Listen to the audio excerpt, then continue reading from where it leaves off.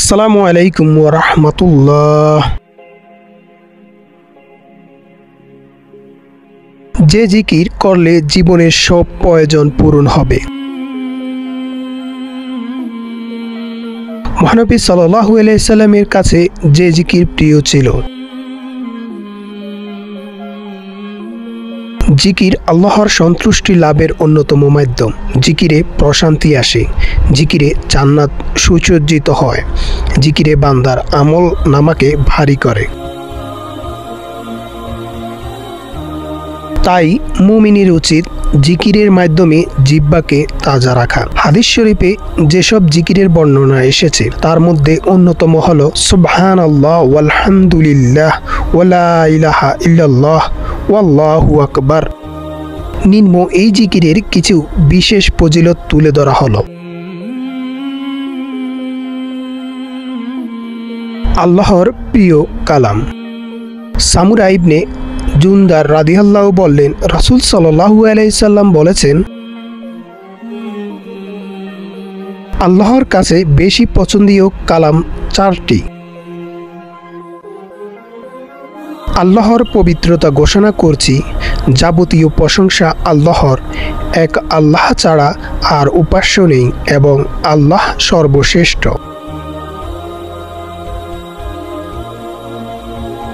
এগুলো যে কোনো শব্দ দ্বারা তুমি আরম্ভ করো, এতে তোমার কোনো ক্ষতি নেই।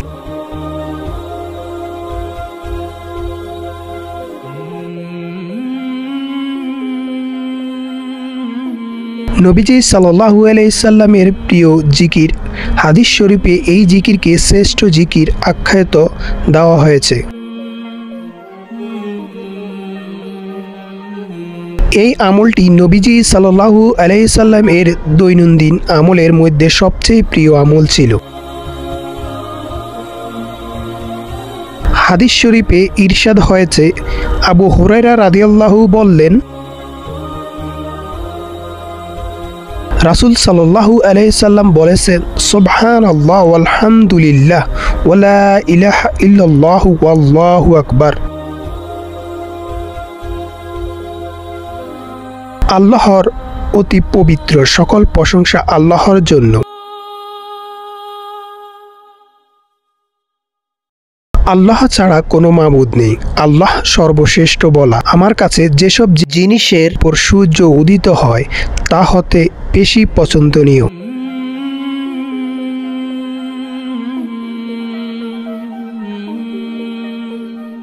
কোরআনের পর শ্রেষ্ঠ জিকির হাদিসে আছে। কোরআনের পর চারটি সর্বশ্রেষ্ঠ বাক্য আছে, যেগুলো কোরআনেরই বাক্য।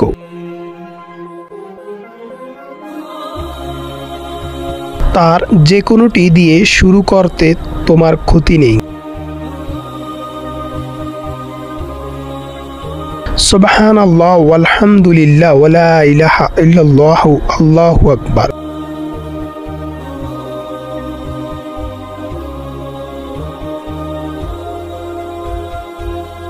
এই জিকিরে গুনাহ মাফ হয়।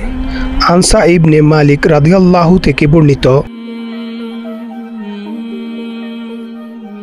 রাসূল সাল্লাল্লাহু আলাইহি সাল্লাম একটি শুকনা পাতাওয়ালা গাছের কাছে দিয়ে যাচ্ছিলেন।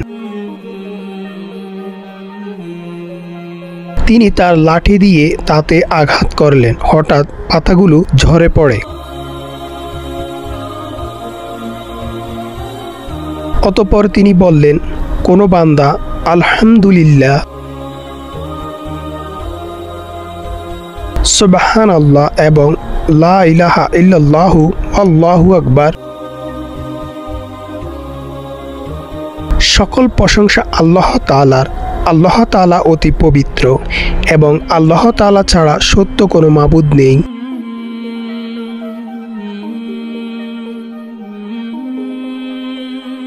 তিনি অতি মহান বললেন, তা তার গুনাহসমূহ এরূপভাবে জড়িয়ে দেওয়া হয় যেভাবে এই গাছের পাতাসমূহ ঝরে পড়েছে।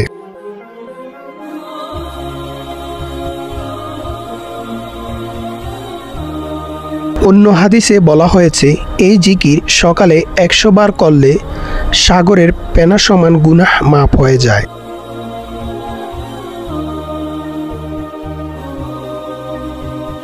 আবু হুরায়রা রাদিয়াল্লাহু বললেন, রাসূল সাল্লাল্লাহু আলাইহি সাল্লাম বলেছেন, যে ব্যক্তি সকালে নামাজের পর 100 বার সুবহানাল্লাহ এবং 100 বার লা ইলাহা ইল্লাল্লাহ বলবে, তার গুনাহসমূহ মাফ করে দেওয়া হবে, যদিও তা সমুদ্রের ফেনাসমূহ হয়।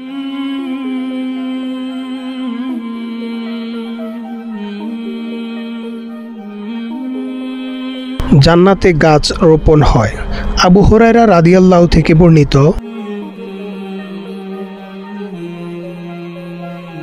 তিনি একটি চারা গাছ রোপণরত অবস্থায় রাসূল সাল্লাল্লাহু আলাইহি সাল্লাম তার কাছ দিয়ে যেতে জিজ্ঞাসা করলেন, আবু হুরায়রা, কি রোপণ করছো? আমি বললাম, আমার একটি চারা রোপণ করছি। তিনি বললেন, আমি কি তোমাকে এমন কিছু রোপণের কথা বলে দেব না যা তোমার জন্য এর চেয়ে উত্তম? তিনি বললেন, অবশ্যই হে আল্লাহর রাসূল। তিনি বললেন, তুমি বলো, সুবহানাল্লাহ আলহামদুলিল্লাহ ওয়ালা ইলাহা ইল্লাল্লাহ ওয়াল্লাহু আকবার। সমস্ত পবিত্রতা আল্লাহর, সমস্ত প্রশংসা আল্লাহর, এবং আল্লাহ ব্যতীত আর কোনো ইলাহ নেই। আল্লাহ মহান। প্রতিবারের বিনিময়ে তোমার জন্য জান্নাতে একটি করে গাছ রোপণ হবে।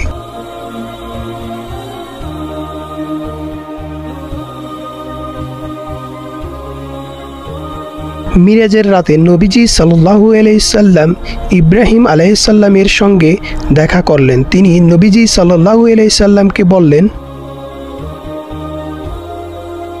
তিনি বললেন, হে মুহাম্মদ, আপনার উম্মতকে আমার সালাম পৌঁছে দিন এবং তাদের জানান যে জান্নাতের জমিন অতি সুগন্ধ সমৃদ্ধ এবং সেখানকার পানি অত্যন্ত সুস্বাদু। তা একটি সমতল ভূমি এবং তার গাছপালা হলো সুবহানাল্লাহ ওয়ালহামদুলিল্লাহ ওয়ালা ইলাহা ইল্লাল্লাহু আল্লাহু আকবার।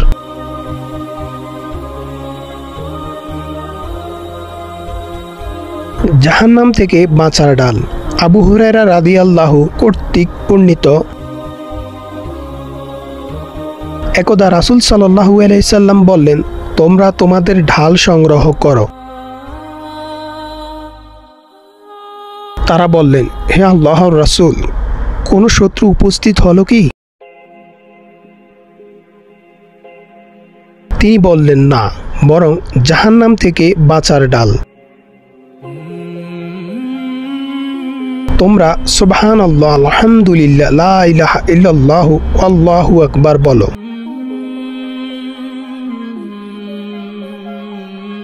যেহেতু এগুলো কিয়ামতের দিন অগ্রণী হয়ে আযাব রোধক হয়,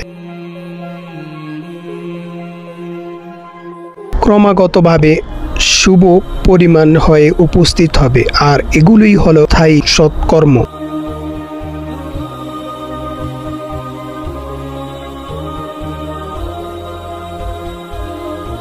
মিজানের পাল্লা ভারী হয়। রাসূল সাল্লাল্লাহু আলাইহি সাল্লামের পশুরক্ষক আবি সালমা রাদিয়াল্লাহু কর্তৃক বর্ণিত,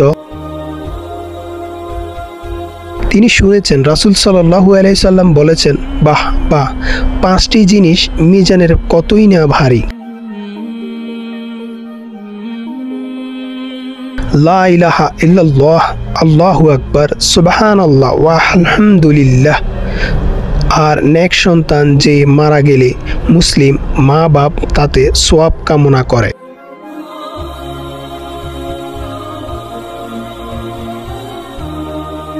মহান আল্লাহ আমাদের সবাইকে জিকিরের প্রতি গুরুত্ব দেওয়ার তৌফিক দান করুন।